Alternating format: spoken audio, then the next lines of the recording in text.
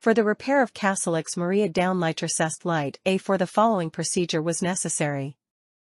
Replacement of various electronic components and general cleanup of the unit. We can see that when we turn on the power supply, the LED lights up.